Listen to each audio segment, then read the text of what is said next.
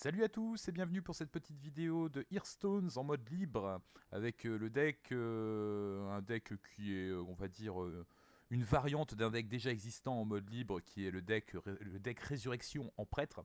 Le but étant de mettre des gros serviteurs, là vous voyez Sylvanas, le roi Lich, Ragnaros, statue d'obsidienne, Isera, il charge la rage enchaînée, tous ces serviteurs-là, Empereur Torizan, etc., c'est des serviteurs qu'il faudra que j'invoque très rapidement sur le plateau. Alors pour ça, j'ai un un barn qui me permet d'invoquer une copie 1-1 d'un serviteur aléatoire dans mon deck.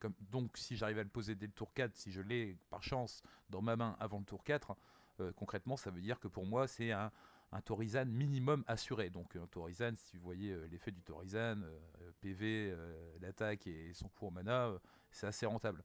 Et après, une fois que mon adversaire l'a géré, donc l'a tué, mon but est d'utiliser des servitudes éternelles pour le réinvoquer par derrière, ou même d'utiliser beaucoup de sorts, de façon à utiliser le diamant de sort inférieur qui me permettra de réinvoquer un certain nombre d'alliés res en fonction du nombre de sorts que j'aurai utilisé pendant cette partie.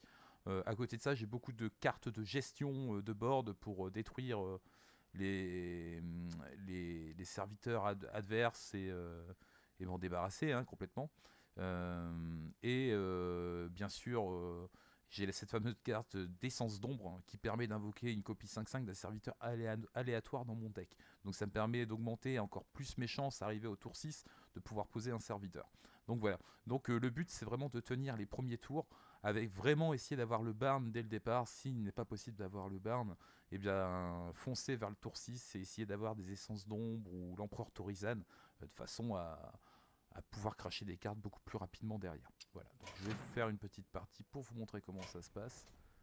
C'est un deck, faut se montrer très patient généralement. Les gens en mode libre savent très bien que un prêtre sur deux joue ce genre de deck. Moi j'aime bien comment dire, le remodifier, sachant que le deck actuel de ce mode, le deck actuel en mode libre pour prêtre résurrection est quand même différent du mien. J'ai changé des cartes de façon à surprendre l'ennemi. Bon après je n'aime pas jouer avec des decks préconstruits déjà de toute base quand je suis en mode libre, j'aime bien me montrer surprenant. Puis de toute façon je joue pas le classement alors je peux me le permettre. Alors un petit chasseur. Que la traque commence. Alors là déjà une main catastrophique, de cartes à 8 libérées de l'ambre, ça m'intéresse pas du tout. Regardez la vision de l'ombre qui va permettre de découvrir une copie d'un sort que j'ai dans mon deck. Et ça sera assez rentable parce que c'est justement ce qui va me permettre d'aller chercher un de ces fameux sorts à 6 si au cas où j'arrive pas à avoir un serviteur avant le tour 6 quoi. Donc là vous voyez j'ai de quoi gérer, de quoi gérer un petit serviteur avec 3 d'attaque ou moins et de quoi gérer un serviteur avec 5 d'attaque ou plus. Je peux me soigner au pire des cas étant prêtre, c'est pas un problème. Et je peux surtout faire ça. Et là vous voyez, essence d'ombre, invoque une copie 5/5, hop, donc tour 6 je pourrais faire quelque chose. Déjà, c'est déjà un bon point. Donc là on se contente de rien faire, on se contente de répondre à ce qu'il peut éventuellement poser sur le board. Tant qu'on n'a pas un serviteur à mettre ou qu'on n'est pas au tour 6, on ne peut rien faire. Ce qui serait l'optimal, c'est qu'avant le tour 4, j'ai le barn qui tombe. Mais bon, c'est une chance sur 24. Sachant qu'il y a 30 cartes dans le deck. Donc là, on se contente de se soigner, on est à peu près assez cher, il n'a pas mis de serviteur, il peut me donner des coups d'arc s'il a envie, c'est pas un problème. Pire, j'ai toujours une carte de soin dans ce deck, si vraiment il me met trop de dégâts. Donc là c'est un deck chasseur Râle d'Agonie qui joue, donc vous voyez il a posé un serviteur qui invoque un Diablosaur 5/5. Donc là ce qu'il va faire c'est, il va utiliser un buff qui lui permet d'activer son Râle d'Agonie à volonté là-dessus. Donc là je suis assez embarrassé, je pense que je vais lui tuer. Je vais vous montrer pourquoi, parce que j'ai peur qu'il réinvoque justement avec le Râle d'Agonie, on va lui faire perdre du temps, on va lui défoncer après ce serviteur avec cette carte là, de toute façon j'ai pas de tour 5 pour le moment.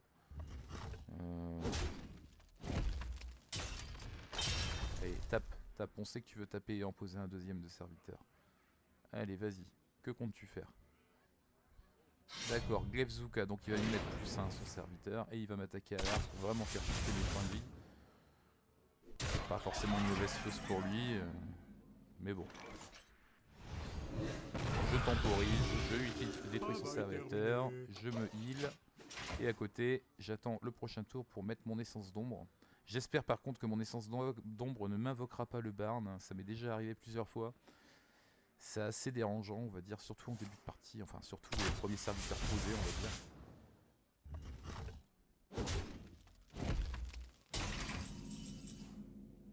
D'accord.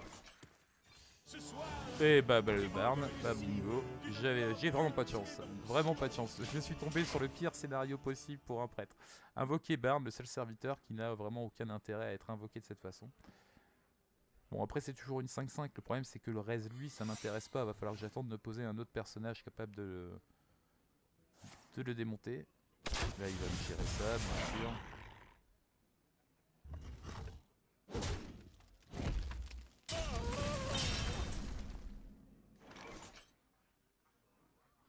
Bah, je peux rien faire. Alors, si peut-être que je peux faire ça pour piocher une carte quand même. Je me soigne. C'est toujours rien d'intéressant. Prochain tour, j'ai mon option Ragnaros. Et j'ai toujours pas poché de sort de résurrection, à part bien sûr mon diamant des sorts qui peut ressusciter déjà 3 alliés là vous voyez parce que j'ai balancé des sorts. Si je remets encore 3 sorts, je pourrais en reste 4. Donc assez intéressant. Mais bon, j'ai pas sacrifié malheureusement de serviteurs rentables pour le moment à part le Barn. Là ça devient un peu plus intéressant. Voilà, il met 400 de dégâts. Bon, je préfère que ce soit ça qu'autre chose. C'est très bien, il a tapé celui que je voulais, il faut temporiser, nettoyer un peu le board. Bien joué. Derrière je vais pouvoir mettre ma statue d'obsidienne. Et derrière probablement enchaîner sur recharge. Alors là il me silence. Alors en soi c'est pas une mauvaise idée.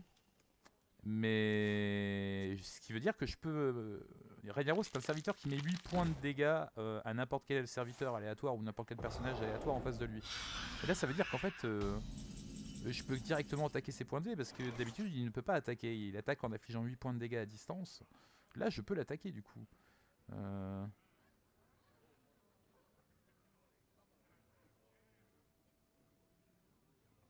J'ai envie de faire ça. Je dois réfléchir. Et je vais lui gérer son serviteur de toute façon.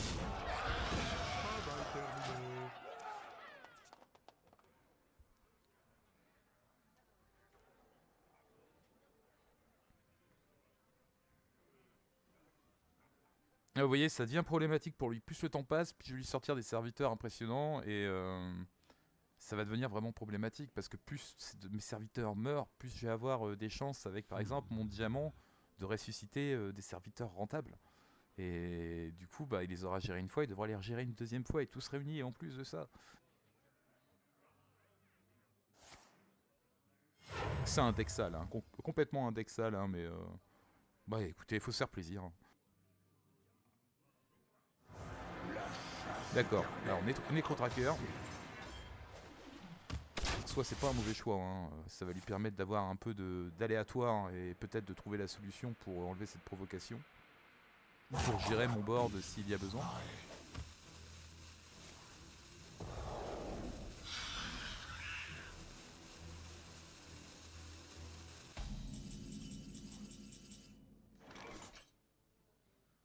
Alors là j'ai un choix intéressant. Je pourrais détruire tous les serviteurs avec 2 d'attaque ou moins. Sachant que je pourrais même mieux faire que ça. Je peux faire directement, je vais taper celui-là, regardez, hop je tape. Ça va invoquer donc ça 5-5. Voilà, moi ça va me soigner au passage. Derrière je me donne -3 à tous les personnages ennemis. Voilà, alors ça c'est le combo parfait entre ces 2 cartes que sont la potion réductrice et le monde de l'ombre douleur qui détruit tous les serviteurs avec 2 d'attaque ou moins. Tant qu'à faire, on peut soigner son petit personnage. Le serviteur a déjà attaqué. Et puis on passe le tour. Pas pressé, hein. Concrètement on regagne un point de vie. Lui va s'user, moi je vais réinvoquer. Je suis pas pressé. Hein.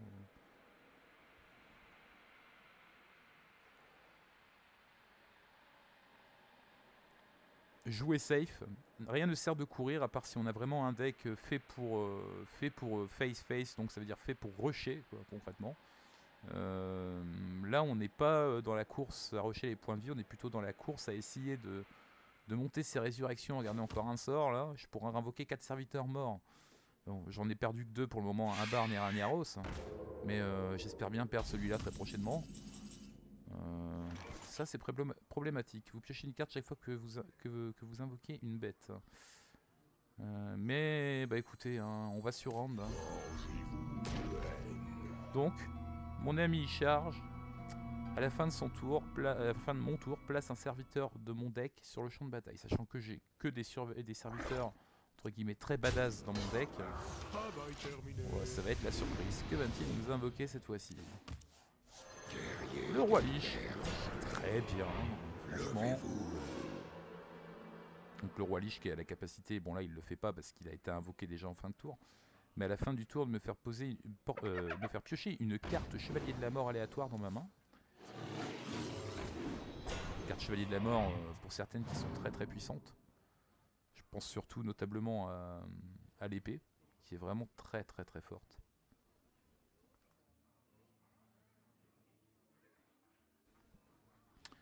Donc là, alors, il nous a posé un petit serviteur avec charge qui va gagner des points de vie et des points d'attaque, voilà, quand ses copains bêtes mourront. Mais il est un peu désespéré tout de même. Hein.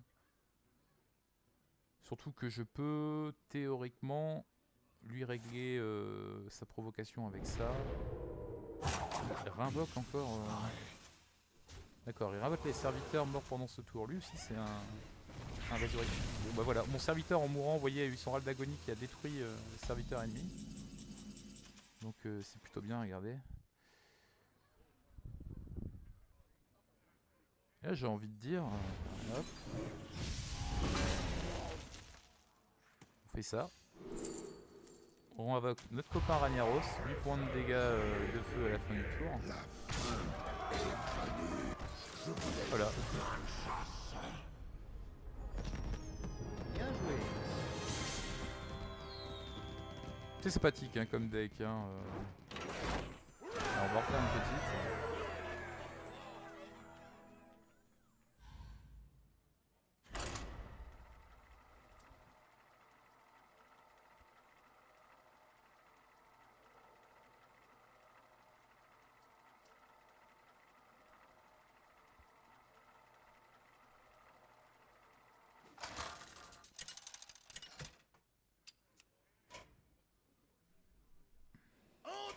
Contre Jaina. Mage en face. Vous l'avez cherché. La lumière nous apportera la victoire. Alors là, on a une main Barn, c'est merveilleux Barn. Je pense que cette main est vraiment pas mal du tout. On pourrait peut-être garder Naissance d'ombre dans le doute.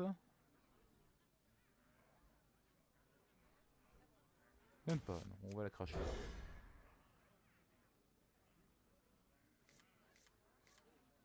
Voilà.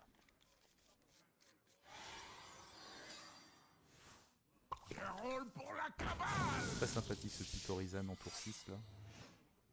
À la fin de mon tour, réduit de 1 cristal toutes les cartes qui se trouvent dans ma main. Donc là c'est un mage secret. Ça va être très compliqué de jouer contre ça. Quelle incroyable découverte! C'est un peu un counter du prêtre actuellement.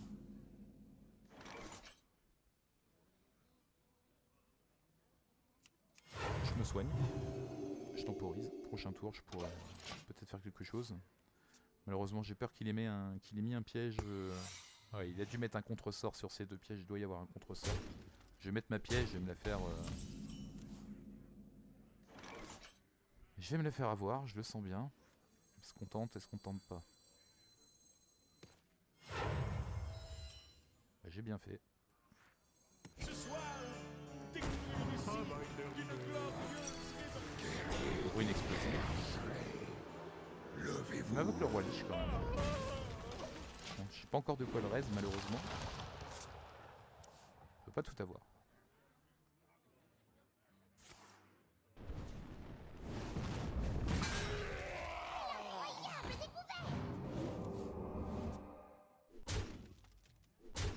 Ouais, il a compris ce que j'avais comme deck, il va y aller à fond. J'ai bien envie de tenter. Voilà, temporise toujours. Faire en sorte de faire durer. Tour 5 au prochain tour, j'ai toujours rien à mettre. Je pourrais peut-être piocher une carte supplémentaire, mais. Ah, ou je pourrais lui faire affronter ses serviteurs aussi. Ça dépend ce qu'il pose, c'est toujours pareil. Excusez-moi, mais vous êtes en feu.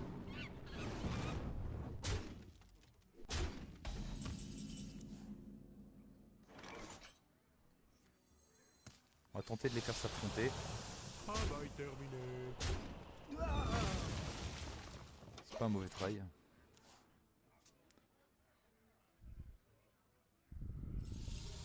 Ah là, il va piocher 3 cartes avec cette arme, il piochera 3 cartes à la fin de chaque tour. Donc là, il va vraiment se mettre bien, le monsieur, là. Donc là, on va tour Izan. Hop. Il me le chip. Ok. Alors ça, c'est moins cool. Et puis il me met du dégât. Hein. Je pense que la partie est très mal barrée pour moi. Bien joué.